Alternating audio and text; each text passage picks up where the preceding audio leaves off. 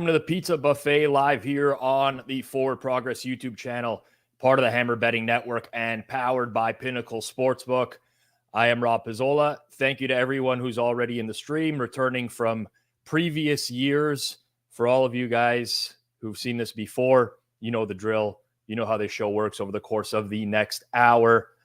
For those of you who are new, this is not about what I already bet this week, what I've talked about on previous shows. The way that this works is I go top to bottom, rotation number order, and tell you if I hadn't placed a bet over the course of the week and these lines were just available to me right now, this is what I would play. Now, with that said, this is probably the worst time. It's not probably the worst time. It's the worst time all week that you could actually be placing bets on NFL Week 1. That's just the candid truth. Looking at our show sponsor, Pinnacle Sportsbook, they're taking six figures on NFL games right now.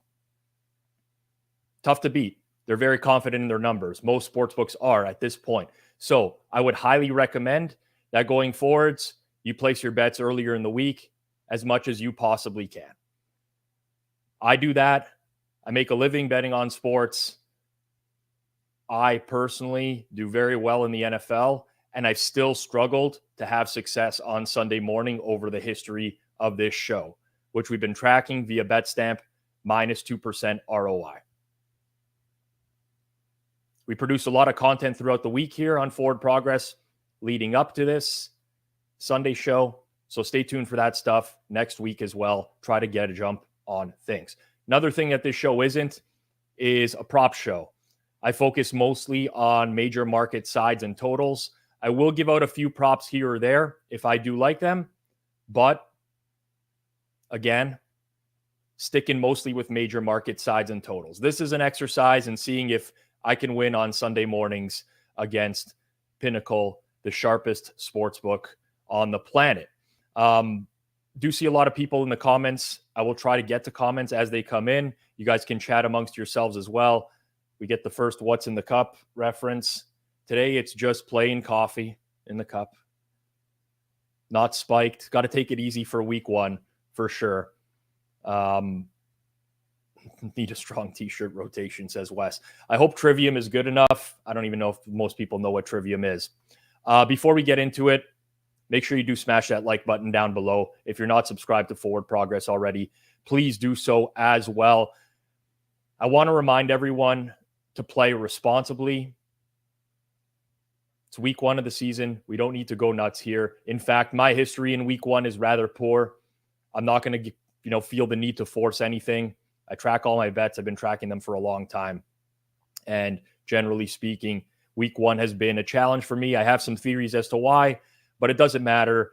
Definitely play responsibly. And of course, I am going to lock in all of my prices here at Pinnacle Lines today. But we do preach line shopping on Forward Progress. It's one of the most critical aspects to sports betting. I've done YouTube videos on the Circles Off channel before about line shopping. Check those out if you haven't already. But I would never consider betting without Pinnacle as one of my sports books because of the everyday competitive odds. You'll see it on screen as I pull up BetStamp later on and show you game by game. You'll notice that Pinnacle has the best price in market at least 50% of the time. So bet smart, bet Pinnacle, your trusted sportsbook for the past 25 years. And if you're going to sign up to Pinnacle, use code HAMMER, HAMMER, as it does help support the show. You must be 19 plus, available in Ontario, not available in the US. And of course, please play responsibly. All right. Let's get into it right now. So, as always, top to bottom rotation number order. I'm going to pull up BetStamp here. And again, for those that don't know, you can download BetStamp on Android, on iOS, or you can check out the site betstamp.app. Really quickly, review of previous years, minus 2.1% ROI, very little closing line value, really hard to obtain closing line value on Sunday morning. But just for full transparency purposes, the last 2 years that I've been doing this, I have not beaten the market on Sundays. There was a pretty bad stretch mid-year last year. And you will see odds update in real time here as well, as the odds do refresh on the screen. All right. Let's get into it. Carolina, Atlanta. So we'll start it off here. So market's at 3.5. Again, Pinnacle best price in market on Atlanta, if you're interested in that, comparing to every other book. We saw this total get bet down pretty heavily from 42.5 all the way down to, I believe, 39, and then back up to 40.5. So it's kind of found like this midpoint, so to speak, on this game. Now, last year, Falcons, worst pressure rate in the league. Year before, worst pressure rate in the league. I don't think it's going to be like that this year. Two major improvements in the front seven, Calais Campbell, Caden Ellis in the linebacking core, both of whom are pretty good pass rushers. They bring in a new nose tackle, David Onyemata, Jesse Bates in the secondary as well. Not a great matchup for Bryce Young. Doesn't have the best offensive line. Preseason issues with pass protection. Ike Ekwonu, who they drafted a year ago at left tackle, could be a major problem. You have the injuries in the receiving core, at least DJ Chark. Adam Thielen is banged up, likely to play. But either way, one of the worst receiving cores in the league. So I'm really struggling to see Carolina effectively moving the ball in this game, even against the Atlanta defense. Looking at the price right now, though, it's challenging to lay the hook here with the Atlanta Falcons because I'm not sure about their offense. And in particular, Desmond Ridder is going to have to take a leap this year, right? I mean, he struggled a year ago. He only had one game where he had a positive EPA per play. That was against Tampa Bay in the final week of the season where Tampa Bay was resting starters. So that doesn't bode well from a year ago. I think Arthur Smith's going to want to run the ball pretty heavily, just like they did a year ago. Try to, move the ball on the ground as effectively as they can. I think the Panthers know that. Will try to force Desmond Ridder to beat them, and I'm just not sure if he's capable yet. I have no idea what Desmond Ridder is or what he's going to be. That makes it inherently challenging. But if he does have to throw the ball, the Carolina pass rush, I mean, outside of Brian Burns, they just don't generate pressure. They've really missed Hassan Reddick since he left. So I think Desmond Ridder will have time to beat this defense. It's just a matter of whether or not he can. My true price, somewhere around here. I have noticed, as Insight says in the chat, a lot of people have been steering towards the Carolina team total under. My only concern is if we get to a game state where Atlanta is leading by a bunch and Carolina does have to throw the ball a little bit more. But overall, not a game that I had a strong opinion on for most of the week. And I'm not going to have a strong opinion on it as of right now. All right. Game number 2. Texans and Ravens. Okay, so this line that's being showed here, the +10, it's more of an equivalent of like a +9. You can use the drop-down box on Pinnacle to always move it around, or closer to a 9.5. That's kind of where the market settled. The game's come off of 10. Total dropped off a little bit. I believe it was 44 earlier in the week, which is a key number when it comes to totals. Now we drop to 43.5. Interesting game here. There's a lot of talk, and this is going to be one of the first games that it'll come up with, but there's some historical precedents that shows that quarterbacks who don't take any preseason snaps struggle early on in the year, especially in game 1. And I mentioned that, picked that up from Ken Barkley on You Better You Bet, Clev TA, who's part of the Hammer Betting Network here, and Forward Progress, and many other people have been pointing to it. Now, I've kind of seen the market shift in that direction, especially on totals this week, where we've seen some unders catch money in games where quarterback didn't play a preseason snap. I think that there's something there, but when this starts to become public, what tends to happen is that the market catches up to it and it eventually stops becoming a thing at some point. In this game in particular, I have a lean towards the Houston Texans and a lean towards the under, but neither are good enough to lock in a play here. So just like slightly off of what the prices are right now at Pinnacle. but I like Houston's defensive personnel. They bring in D'Amico Ryans, obviously the great defensive coordinator. They add a rookie pass rusher in Will Anderson. They have, solid veterans, Sheldon Rankins, Denzel Perriman. Jimmy Ward is out this week, but he'll add to that mix as the season goes on. And I think their personnel is better than people realize. Like, you look at the Texans' win total this season, bottom feeder, think they're going to finish last in the AFC South. Most of that is to do with their offense, not necessarily their defense. And it's going to help a lot that Mark Andrews is not playing for the Ravens today. And you have Lamar Jackson that's going to have to get used to a new offensive coordinator, probably up-tempo passing game with new receivers.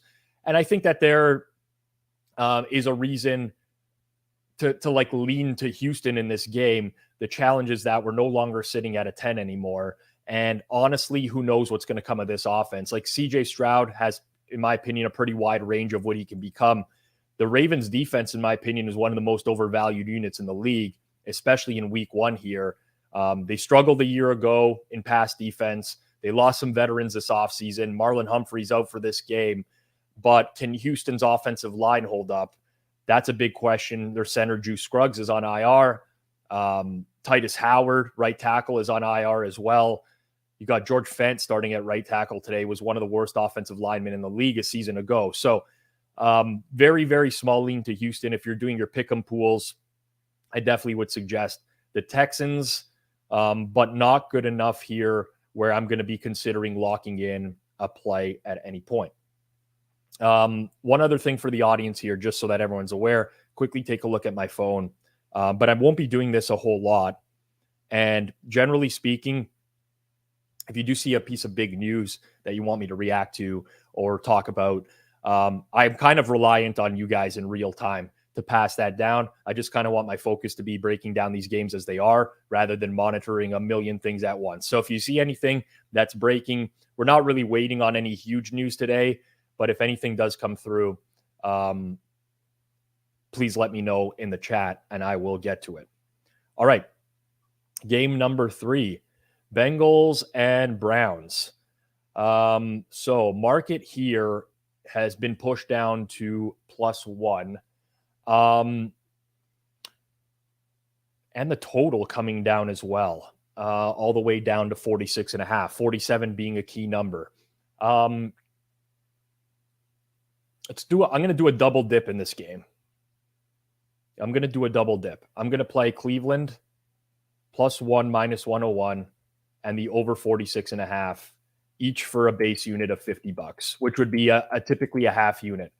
So my edge on Cleveland right now is quite small, as is the over, but I'll talk through this game. First, I'll quickly lock these in. So those are going to be in there. And again, you can follow me on BetStamp at Rob Pizzola. Get these alerts in real time if you'd like, but those are in there now. And a lot of talk is about like Joe Burrow, how he struggled in these games against Cleveland in his career. And that's true. It's 1-4 straight up. His EPA per drop back is bad. Pretty much every number you look at has been consistently worse than his career numbers against other teams. Now, granted, we're dealing with a small sample size of 5 games. It's not going to tell us a whole lot. He did beat them at the end of last year as well.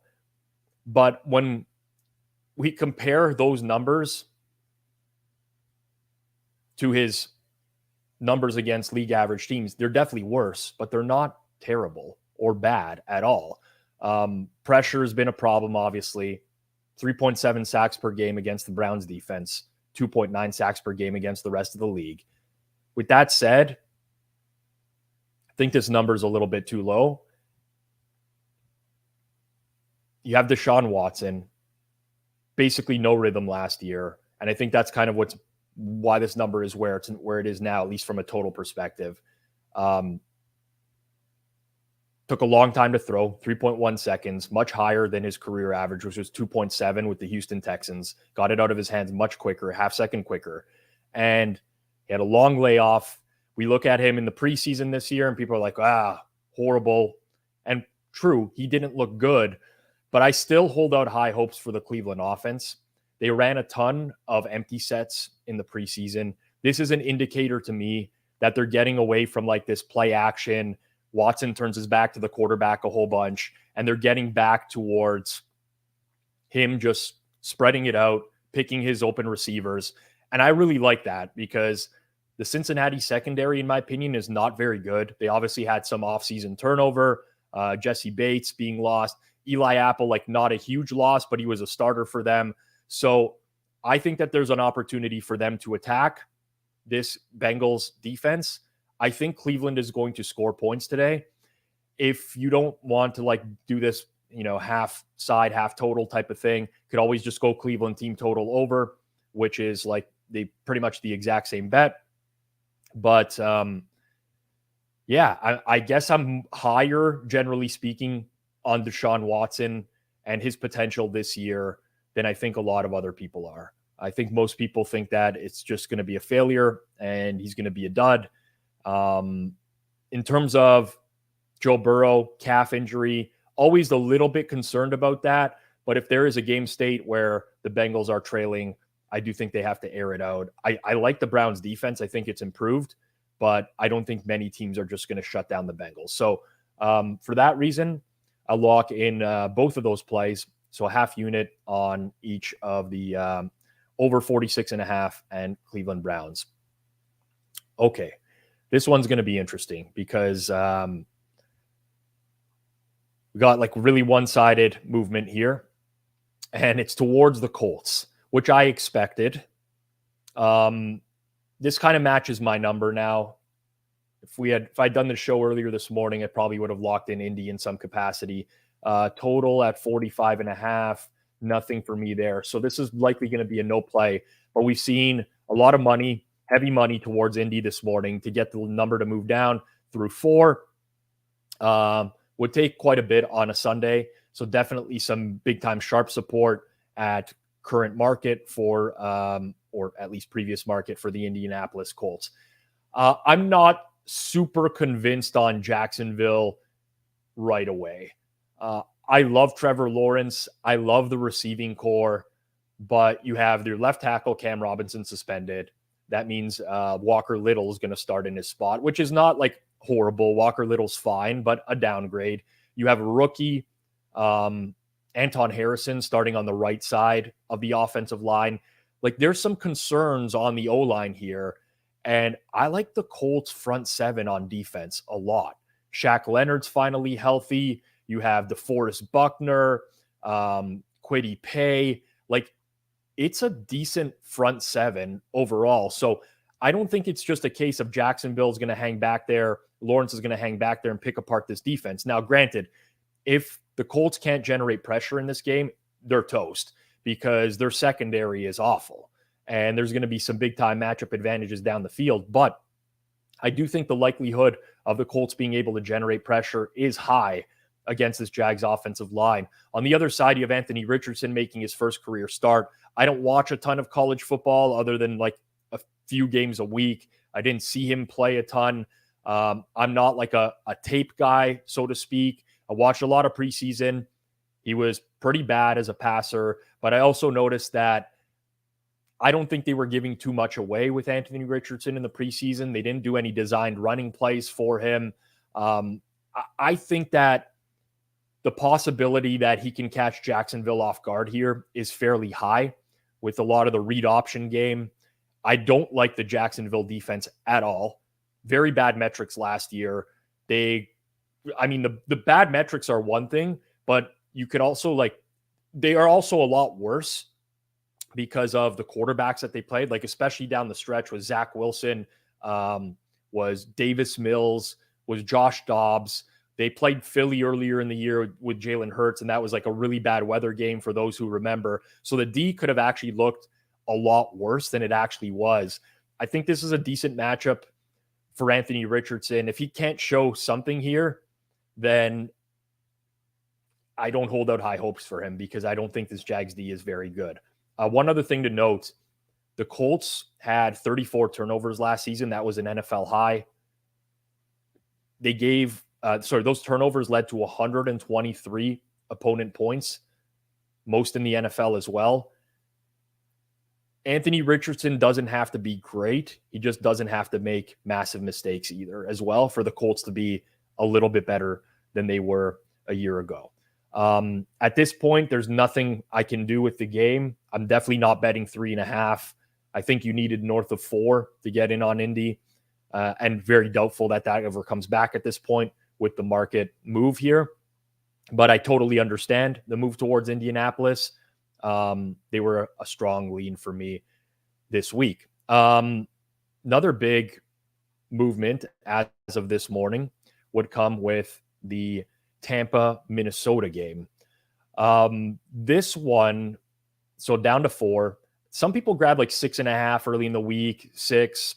It's kind of moved all the way through. Some books still holding at 4.5. But the sharper books like Pinnacle at 4, big limits, total at 45.5 as well. I think this one's moved too much. I really think this one's moved to. I understand like all of the reasons why someone would like Tampa Bay in this game. Totally understand it. You have like the regression for the Vikings, 27th in DVOA last year. If you look at point differential, they're basically like a 500 team. They went 11-0 in one-score games. They played a ton of one-score games, which makes it very appealing to back the underdog. So I get all of that. There's also some optimism for Tampa early in the year. They get Shaq Barrett back. That's going to help their defense. Vita Vea missed 4 games last year. He's healthy now. They had injuries in the secondary, all healthy in week 1. So there's optimism that their D can help keep them in games. I somewhat agree with that, but I'm also very high on the Vikings offense, especially at home. They did struggle against teams like the Eagles and Cowboys last year, teams that had like a relentless pass rush. But aside from that, they were able to move the ball pretty consistently, on everyone else. I'm going to bet Minnesota's an edge for me right now, 1.38% at current market number. So I'll take this -4, minus 102 for $75. And again, I know that this is like opposite all of the heavy sharp money this week as well. But why make numbers if you're not going to play them? I think this one has moved a little bit too far.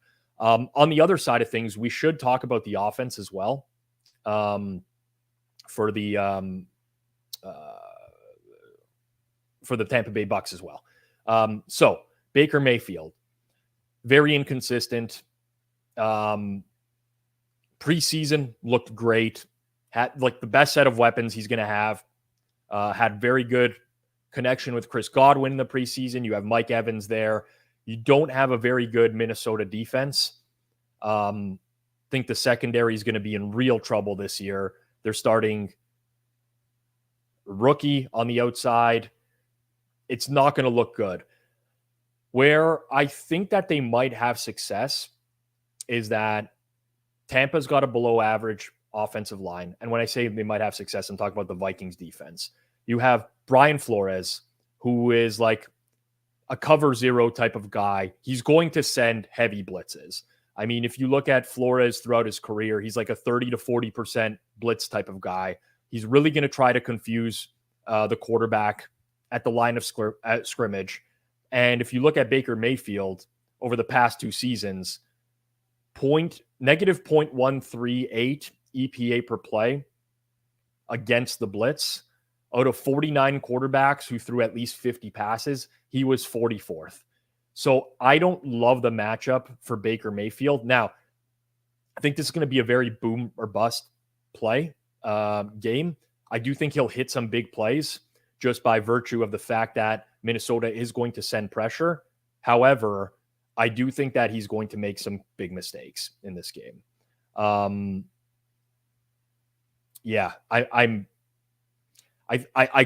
understand why anyone would have been interested in the Bucs at some point.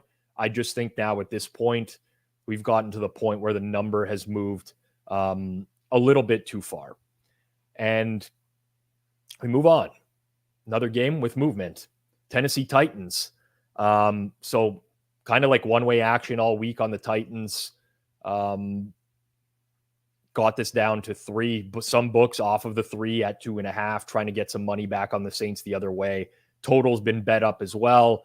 I did talk about the total on You Bet or You Bet this week, and it's moved up. So just looking at this game right now, Tennessee is technically playable for me at this price.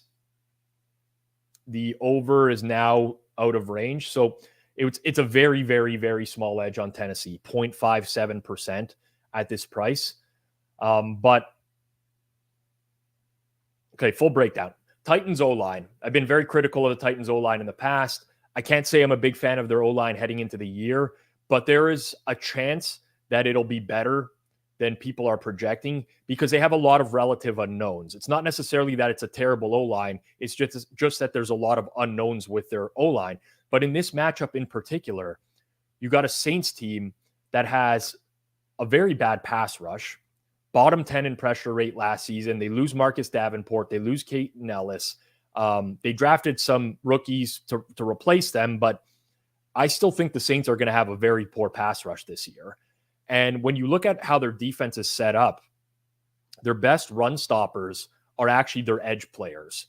And if you look at the Titans specifically, who run a lot up the middle, and go back to last season, look at the plays where the Titans ran middle left or middle right, and they averaged 4.9 yards per carry with Derrick Henry. I think this is a good matchup for like the Titans in that like a lot of their weaknesses don't get exposed offensively.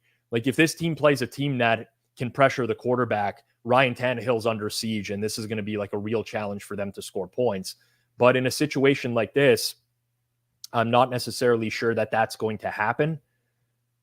Opposite side of things, Titans couldn't get pressure on the quarterback last year. Harold Landry was out for the season. Huge difference maker. That's going to be massive for their front seven. I love the Titans front seven on defense. Derek Carr's not going to have an easy time in the pocket. Where he might have some success, and why I gravitated towards the over a little bit earlier this week, is that the Saints wide receiving crew is much better than the Titans secondary. And there is a chance that Carr just drops back to pass quickly, gets the ball out into space, Chris Olave, Michael Thomas, and they can do some damage. But remember, Alvin Kamara is not available, takes out the running back in the passing game. Jamal Williams, his replacement, not someone that I'm super fond of. But just at a high level, I'm just going to go ahead and play this for a half unit. Again, like the goal is like, would I play this now if I had not already, bet the Titans at some point? I would. I'd play +3 -115 for $50, half unit, because you need the Saints to win by 4 to lose your bet. You need the Saints to win by margin, and I'm not sure that they're going to do that a whole ton this season. Last thing I'll say about this game, the coaching matchup is got to be one of the bigger ones in the league. Like you have Vrabel against Dennis Allen. Vrabel, obviously historically very great as an underdog. I don't necessarily put a ton of stock into that trend, but I don't think you necessarily ignore it completely either. You look at the Saints last year, they went for it on fourth down 3.6% of the time. That is 3 out of 84. The lowest rate in the NFL. Dennis Allen is just not good in terms of making in-game decisions. League average, by the way, on going for it was 14%. So there's just too many things that lead me to believe that this is a close game. And I think the 3 is extremely valuable in this spot. Just going through the comments here. This is a great point by Free. Over 400 watching, but only 68 likes. Please do not treat me like Joey Knish, who loses you money on college football every week. Treat me like my own man. Smash the like button down below. It does help people find this content in real time. Brings it up on the screen on YouTube. So please do that. Pretty mixed reviews in the comments so far about Tampa, Minnesota. Again, I get why anyone would like Tampa. Completely understand the argument. I do think that that the blitz is still going to be a big problem for them going forwards. And yes, let's see about that. Colts back to 4. You slowly treaded in that direction. at some books. Yes. All right. Let's move on to the next one. San Fran and Pittsburgh. Okay. More one-sided action. Wow. That was I thought I was going to come on today and Pittsburgh was going to be the banger play, but they've taken a bunch of money in the last half an hour or so. So no edge there anymore for me. Over 41.5 plus 100 is 1.44% edge. That's good enough for a play. Again, it's going to be a small one. This is piggybacking on Suma's best bet from the Wednesday show. But yeah, I'm there too. So if you've seen this show in the past before, got it. Thank you very much. I didn't see the RAS first half. That explains it. Appreciate that, everyone. Wish they hadn't, but they did. Thank you very much to Chernoff, Ed, and the rest of the team. For this game in particular, okay, if you watched this before, I would have probably been in the poorhouse last year on this show had I not been betting Pittsburgh, or just generally speaking, if TJ Watt was in the lineup, I just found the Pittsburgh Steelers were incredibly underrated, undervalued. I think Kenny Pickett was much better than people gave him credit for. On the surface, I think his numbers or his stats were like not the greatest, so to speak.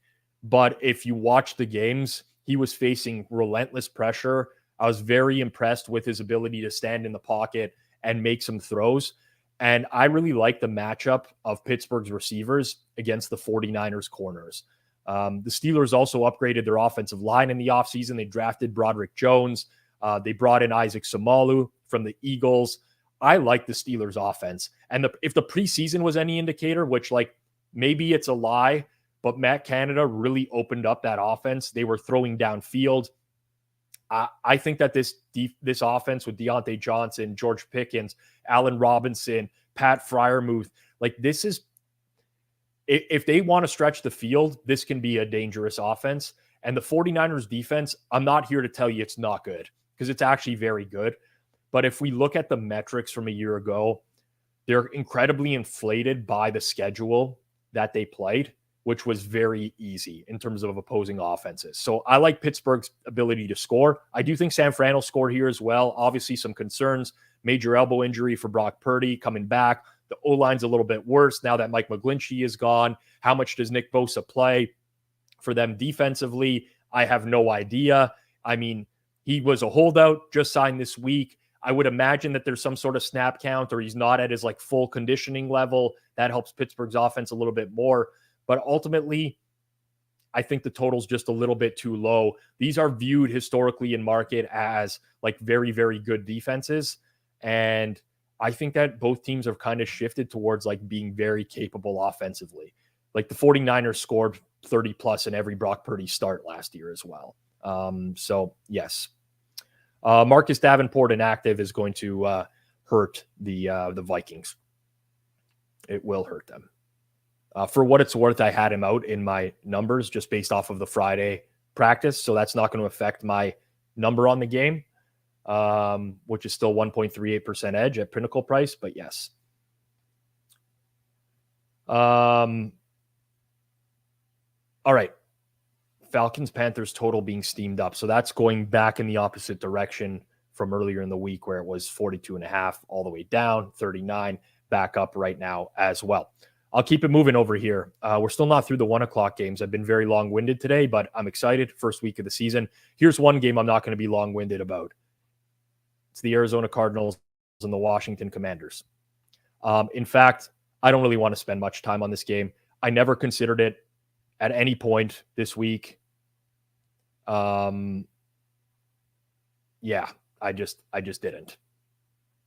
I don't know what else to say. You can give me the arguments about Josh Dobbs, familiar with the offense because Drew Petzing came over from the Browns. The Cardinals are terrible. Terrible. The interior of their offensive line is going to get destroyed by Jonathan Allen and Deron Payne. Massive issues there. Now, Can Sam Howell, like you need Sam Howell to win by 8 points for you to cover your bet? No thanks. Like second career start. Preseason looked good. Hopes are high. He's got, the best matchup possible, but that's about all I'm going to say on the game. I've just never was interested in it at any point. Next game. Keep it open here. And Green Bay, Chicago. All right, so this one's very interesting to me because I talked about this game a lot this week. The Wednesday edition of Forward Progress. I talked about it on You Better You Bet on Thursday. And what's weird to me is that you had Christian Watson ruled out. You have Romeo Doubs expected to play limited in some capacity. And we never really saw buyback on Chicago like I thought we would. And I've adjusted my number quite a bit. I've gone from Green Bay roughly like pretty much to close to where the market is now. I was using the wrong team favored terminology earlier, but yeah, it's just we just didn't see the buyback on Chicago. I think this is a fair price now, honestly. I still am very high on Green Bay. I think they're going to control the line of scrimmage in this game. Chicago O-line, they signed Nate Davis. They drafted Darnell Wright, but they had to put Tevin Jenkins on IR. Jenkins was their best offensive lineman a year ago. The Packers have the defensive line, like the talent in the front seven that can exploit this. So the issue, the run defense, it's been an issue for Green Bay for years right now. They've struggled against running quarterbacks, generally speaking, but for some reason or not against Justin Fields. Justin Fields' EPA per dropback against the Green Bay Packers is much worse than his career against other teams. He just hasn't had a lot of success against Green Bay. Part of that, potentially the bad O-line. Other side of things, the Bears also have problems defending the run. Like it's not just one-way street here where Chicago can run all over Green Bay. Green Bay should conceivably be able to run all over Chicago as well. Strong offensive line for the Packers. The running backs, Aaron Jones, A.J. Dillon, very capable. I think this is a good matchup for the Packers all around, but you just cannot, like the Packers depth chart at receiver is just not good enough that if Romeo Doubs cannot play a significant part of this game, it's Jaden Reed and Malik Heath and Samori Toure. And like, these are not household names, right? You'll have Luke Musgrave at tight end, but a little bit of a challenge now in terms of doing anything with this, with the wide receiver injuries for Green Bay. Next game. Raiders and Broncos. Okay. My best bet. Again, I'm not just here to like rehash best bets and stuff like that. This is not what this is about. But again, I want to explain. I did give this out on Wednesday. Raiders best bet plus 3.5. Good at the 3.5 prices. We're now out of range. Like, again, if I had not bet the Raiders previously, I would not log on today, see the plus 3 minus 103, and say, I need to fire a bet on Vegas. My rationale was that I made this the price that it was, and the 3.5 was very valuable because needing Russell Wilson to win by 4 is challenging altogether. So markets really come down here, as you can see on your screen, towards the Raiders. Totals come down as well a lot in the last day or so. Pinnacle now down to 42.5. So I can understand the optimism around the Broncos. Again, it's the same as like the Bucs thing earlier, right? I get it. You have your September home games trend over the course of many years now where like they just perform very well at home in September. People think it's because of the altitude. There's a lot of hypotheses, and other teams are just like not conditioned to go into it. What's Vegas's altitude? I mean, it's probably half of Denver's, or roughly that. Anyways, forget about that for a second. You go from Nathaniel Hackett to Sean Payton. Big upgrade. You get Garrett Bowles back on the offensive line. Well, Garrett Bowles looked like a turnstile in preseason, was horrible. I think the Broncos offensive line is still worse than people realize.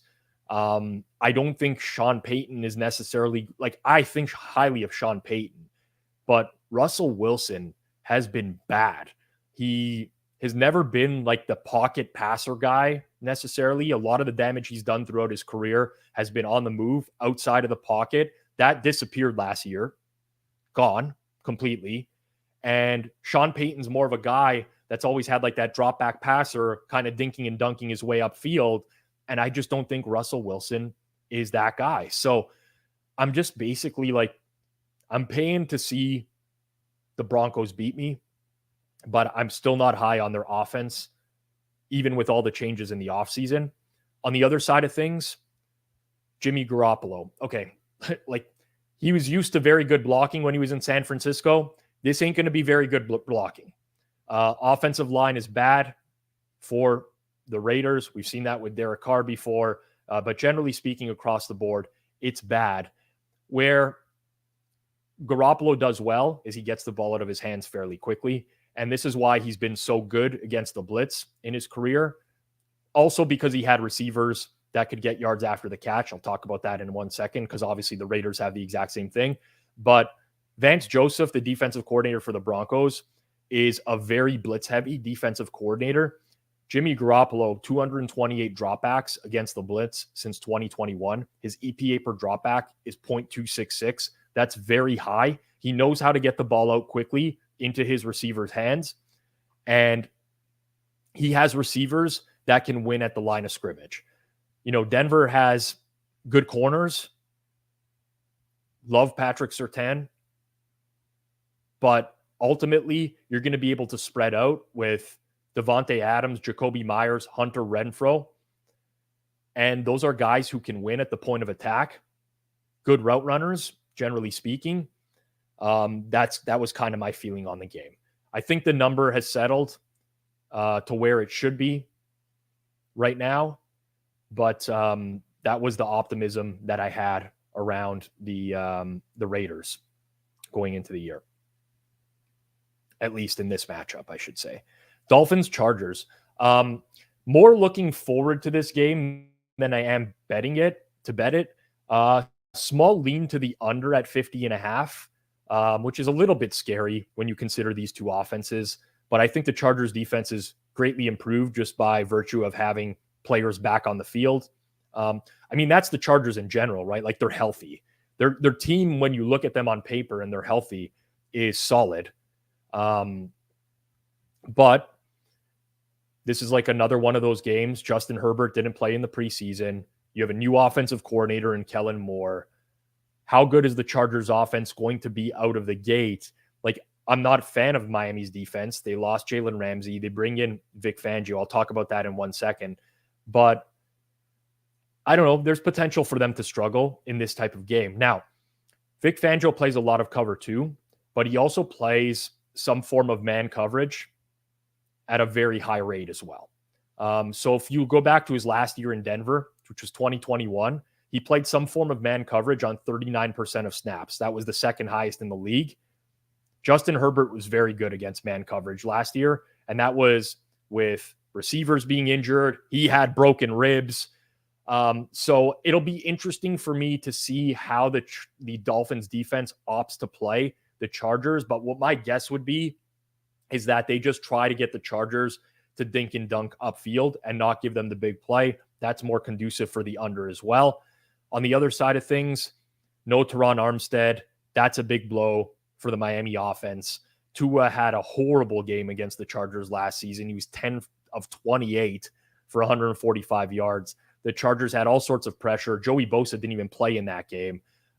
So I'm not optimistic about their chances of having a ton of success for this year in particular. There's a little bit more optimism in the chat.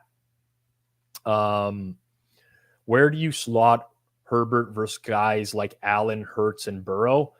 Kind of in the same group, honestly. I mean, if we really want to break it down, worse than Burrow and Allen,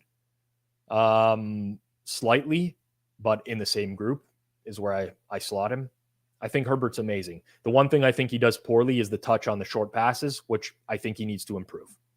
Generally speaking, he just zips them like fastballs in there to his receivers at all times. All right.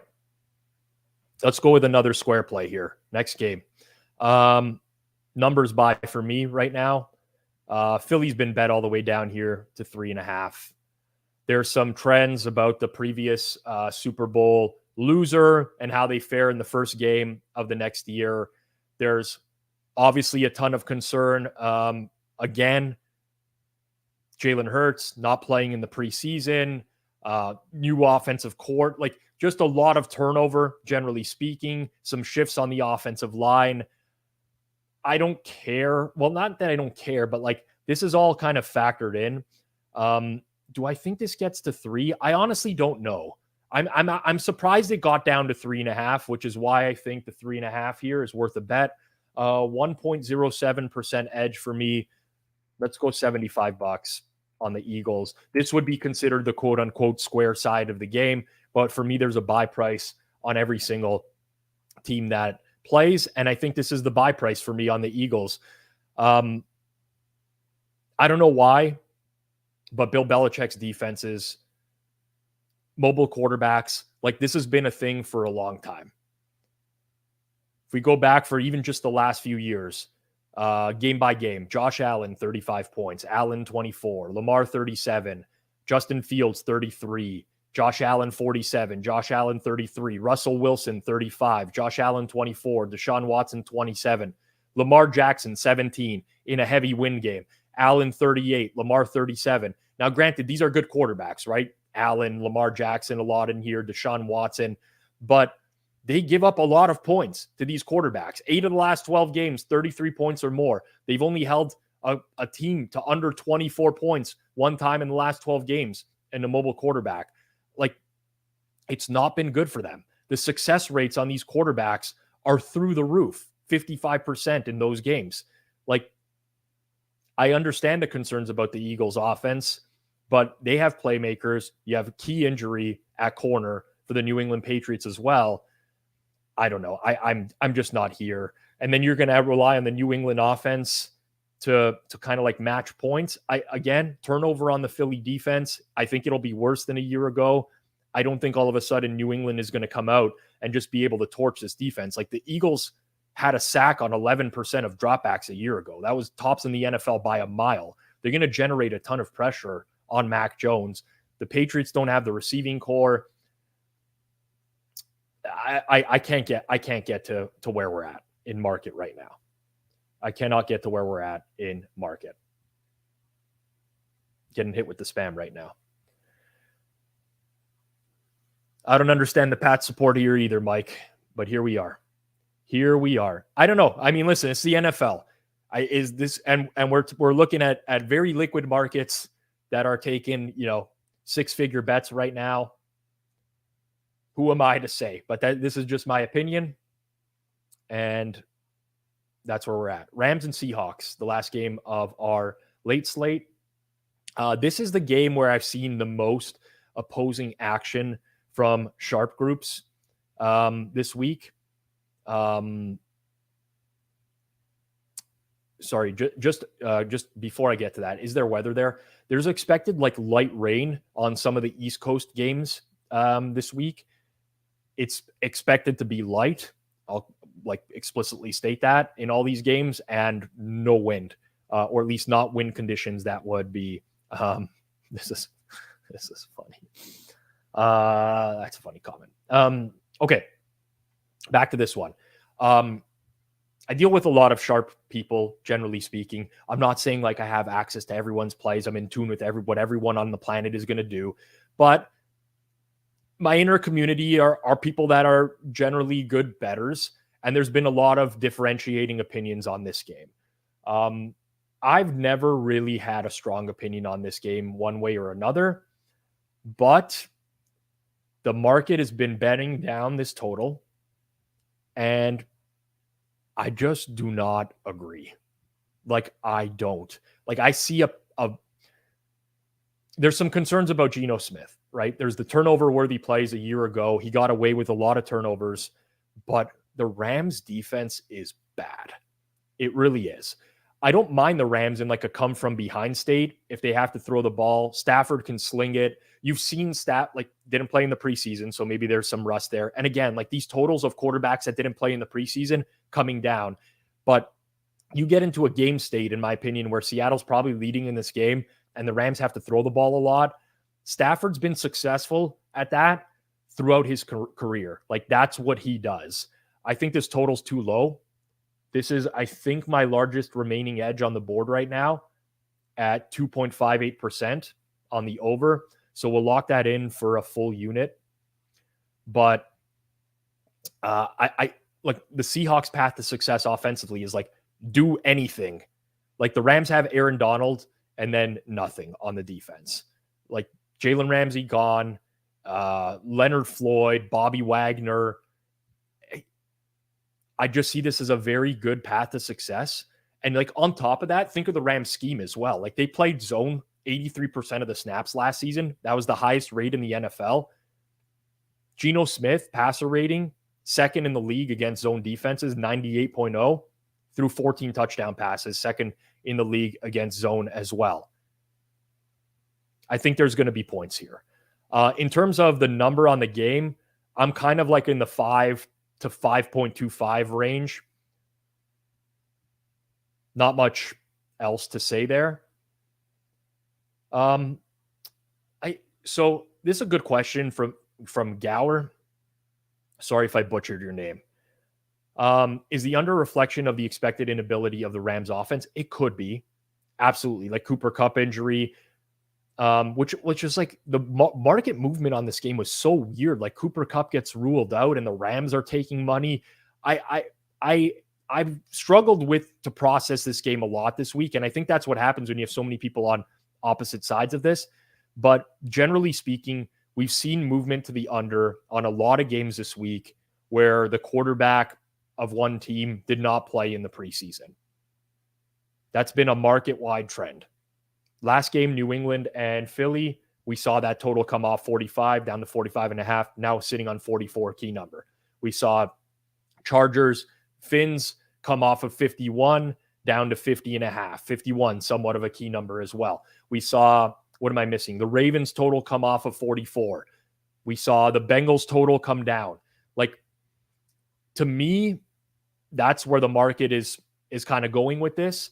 And I'm somewhat willing to fade that because these totals are already pretty damn low to begin with, but we'll see. Maybe I should have stuck with the trend at that point. By the way, just more money here coming on the Rams as well. And like more money on the Patriots too.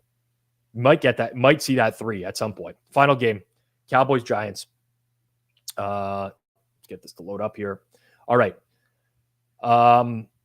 Strong opinion on the Cowboys has kind of somewhat been neutered, I guess would be the word, by the offensive line injuries. I don't like the Giants defense, but the strength of the Giants defense is their defensive line. Possibility of Tyron Smith and Tyler Smith both not playing in tonight's game. It will be a very makeshift offensive line for the Cowboys. And normally, like, if you know that 3 weeks ago going into week 1, you can come up with some sort of game plan to offset that. But this has all happened this week. It changes things a lot.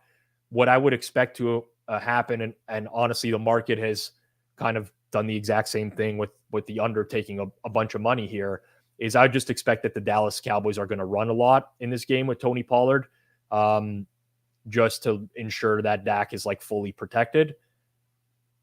Kind of brings my number on the Cowboys down. That said, I don't think highly of the Giants, generally speaking. I think that their O-line has way too many question marks. Right tackle, Evan Neal, I think is a big issue right now. You have a rookie at center. I've talked ad nauseum about Daniel Jones, and I think Daniel Jones had a great last season, but his average depth of target, very low, didn't stretch the field. You can talk about the Giants receiving core all you want, but they didn't bring like a burner in that's going to really stretch the field.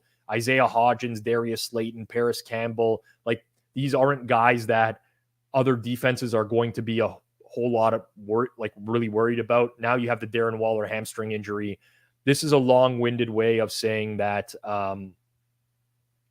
I don't really have a strong opinion here anymore.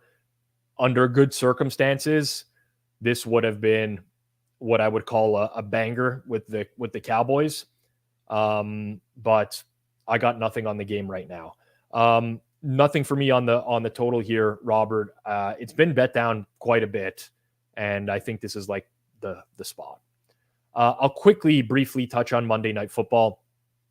Again, for those that don't know, I'll be live for every Monday and Thursday Night Football game this season on the Hammer HQ on YouTube.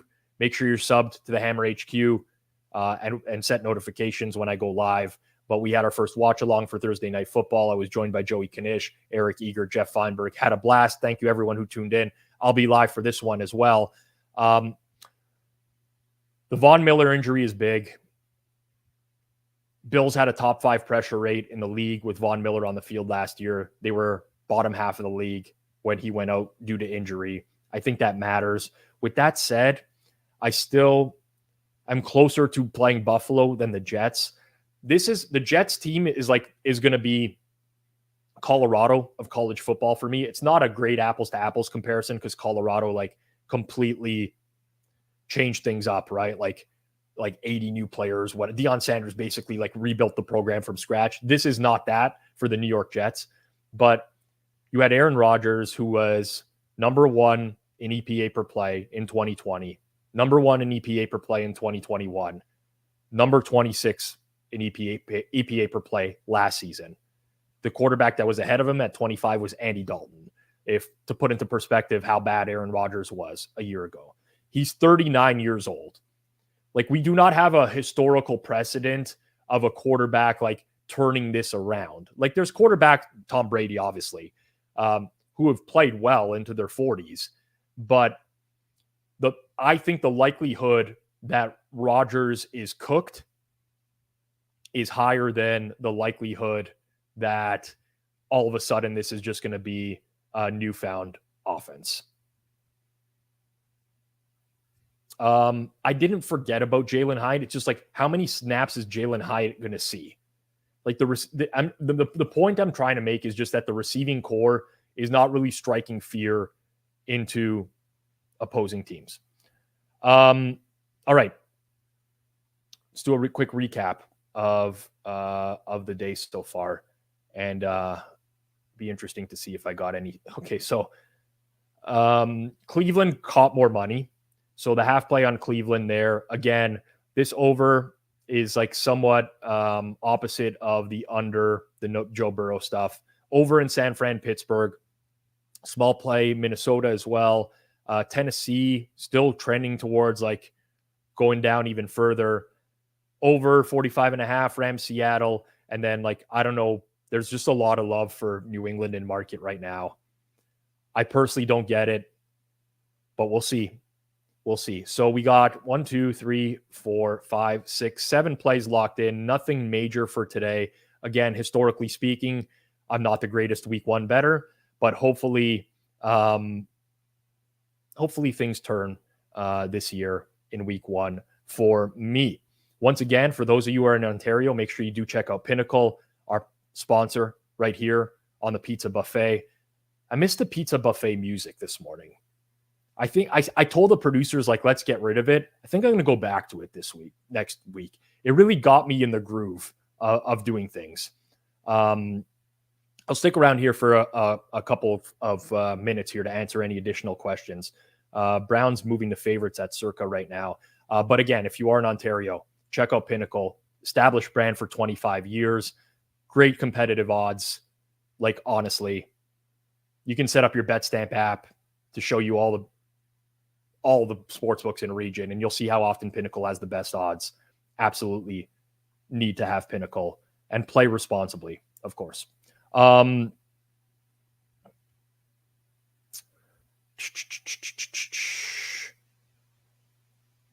me see what happened here. The VIG changed on this game. So 41.5 was flat earlier in the week, and now we're at -110. I still have 0.51% edge there, but like it's bordering on nothing. It's bordering on nothing. Listen, it's still something that's playable if you really want to. Survivor today. So a couple people asking about Survivor. I saw the Circa Survivor list. Washington ended up being the most highly owned team, with Baltimore being second, and then I believe Seattle or Minnesota and Seattle third and fourth in some capacity. This is where it gets tricky, and it's whether or not you like to incorporate future value into your. I think there's a case to be made for a number of teams, but like Washington, you're very, very unlikely going to have a circumstance in which you'll want to use them again at some point this year. Their future value is like next to nothing. So despite the fact that they might be chalky, it still could be worth it. From a mathematical perspective, like this is it probably makes the most sense to use Baltimore if you're dismissive of future value when you just see the pure ownership numbers, because you have Washington a 7-point favorite, most highly owned in most pools, Baltimore a 9-point favorite, less owned. Logically, you're going to want to do that. But then again, Baltimore gives you a lot more opportunities down the road. I've pretty much split my Survivor entries. I didn't look at anyone outside of Washington or Baltimore. Some people talk themselves into like these 3-point favorites and stuff like that. I don't know why, but that's just my opinion. That's just my opinion. What team are you most excited to learn information about today? Probably any team that's starting a rookie. We'll talk about this, I'll talk about this on Forward Progress tonight. So for those of you who don't know, I'm live 8 p.m. Eastern time tonight, right here on the channel with Clive Bixby. Kind of a similar show to what we did last year, with a few changes in that Pinnacle is going to be posting odds for the upcoming week, like right around the time where we go live. So we're just going to go through it. Like we're just going to go through the board. Last year, I was trying to like do more guesswork and stay away from knowing odds in real time. This year, a little bit different.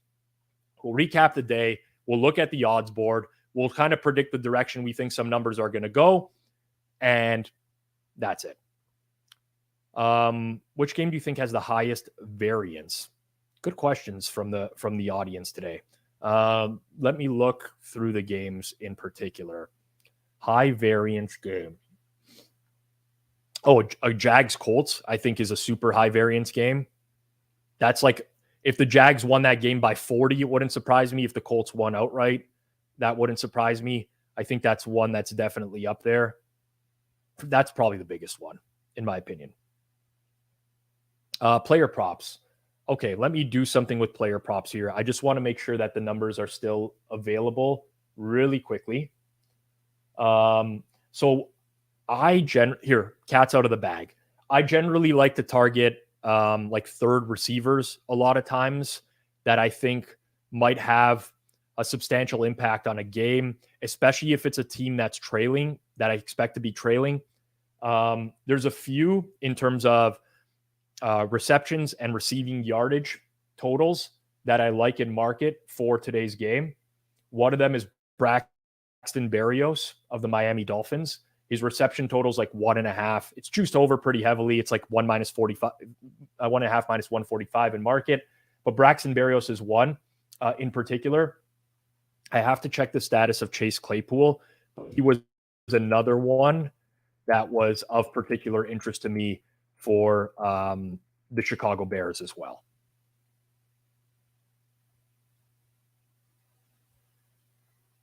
So those are the two guys that stand out. Again, I'm not a huge player props guy. You're probably going to learn more about the people from the people that are in this chat than you will from me.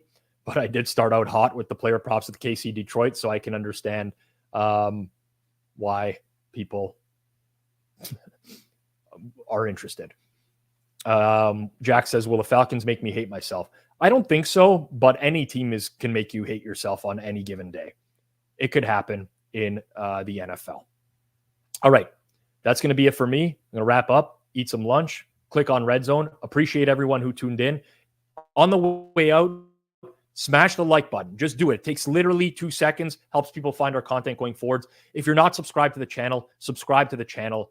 Set notifications for when we go live. But honestly, if you don't want to be bothered, just subscribe. Don't set notifications. All of it helps us in one way or another. We're back 8 p.m. Eastern time tonight, right here. Forward Progress, myself, Clive Bixby. Brown's taking a bunch of money. Where have we seen the Bengals faded in market before? Only every game like last season, and they just went like 12-4 against the spread or whatever. Happens all the time. What the weirdest thing, sorry, before I sign off, the Eagles caught so much money in market like the last couple seasons. And surprised to see them getting faded on game day. Really, really surprised to see that. But I guess it is what it is at the end of the day. Smash a like on the way out. Subscribe to the channel. Check out Pinnacle if you're in Ontario. Last but not least, week 1. Don't go nuts. Play responsibly. Don't chase losses. Don't do any of the stupid stuff that's going to make you hate yourself. Like, we're all in it to win, obviously, but let's have fun. Betting the NFL, don't make it a problem at the end of the day. Listen to what I say. I've been down the road of problems before. Don't want to be there. So bet responsibly. Enjoy the day, everyone. For myself, Rob Pizzola, producer Jason Cooper, who got this all set up, this has been the Pizza Buffet here on Forward Progress. We'll catch everyone tonight for Forward Progress, 8 p.m. Eastern time. Peace.